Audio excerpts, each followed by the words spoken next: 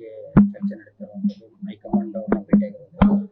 ರಾಘಣ್ಣ ಕೂಡ 3 ಬಾರಿ ಗೆದ್ದಿರೋದ್ರಿಂದ ರಾಘಣ್ಣವರು ಕೂಡ ಸಚಿವ ಸಂಪುಟಕ್ಕೆ ಆಕಾಂಕ್ಷಿ ಆಗಿದ್ದಾರೆ. ಅಲ್ಲಿ ಸರ್ಕಸ್ ನಡೆಸಿದ್ದಾರೆ ಅನ್ನೋದು ಮಾತನಾಡ್ತಾರೆ. ಈಗ ಭಾಳಷ್ಟು ಜನ ಶಾಸಕರು, ಭಾಳಷ್ಟು ಸೀನಿಯರ್ MLAಗಳು 3 ಸಾರಿ ಗೆದ್ದರು, 4 ಸಾರಿ ಗೆದ್ದರು, ಸಚಿವ ಸ್ಥಾನಕ್ಕೆ ಬೇಡಿಕೆಯನ್ನು ಇಟ್ಟಿದ್ದಾರೆ. ಮತ್ತು ಹೈಕಮಾಂಡ್ ಮುಂದೆ ಯಾವ ರೀತಿ ಮಾಡಿದರೆ ಅನುಕೂಲ ಆಗುತ್ತೆ ಪಕ್ಷದ ದೃಷ್ಟಿಯಿಂದ, ಆಮೇಲೆ ಕಡೆ ಯಾರ್ಯಾರಿಗೆ ಅವಕಾಶ ಕೊಟ್ಟರಾಗುತ್ತೆ ಅಂತೇಳಿ ಚರ್ಚೆ ಮಾಡ್ತದೆ ಹೈಕಮಾಂಡ್ ಜೊತೆ. ಅದು ಒಳ್ಳೆಯ ಬೆಳವಣಿಗೆ.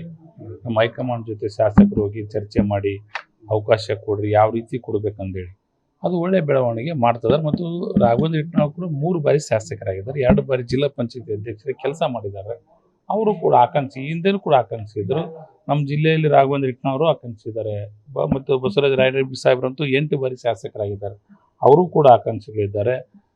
ಸರ್ಕಾರ ಮತ್ತು ಮುಖ್ಯಮಂತ್ರಿಗಳು, KPCC ಅಧ್ಯಕ್ಷರು ಮತ್ತು ಹೈಕಮಾಂಡ್ ಅದ್ರ ಬಗ್ಗೆ ಎಲ್ಲರ ಜೊತೆ ಚರ್ಚೆ ಮಾಡಿ ಸೂಕ್ತ ನಿರ್ಧಾರ ತೆಗೆದುಕೊಳ್ತಾರೆ. ನ್ಯೂಸ್ ಫಸ್ಟ್ ನಿರ್ಭೀತಿಯಿಂದ ನಿಮ್ಮ ಪರವಾಗಿ.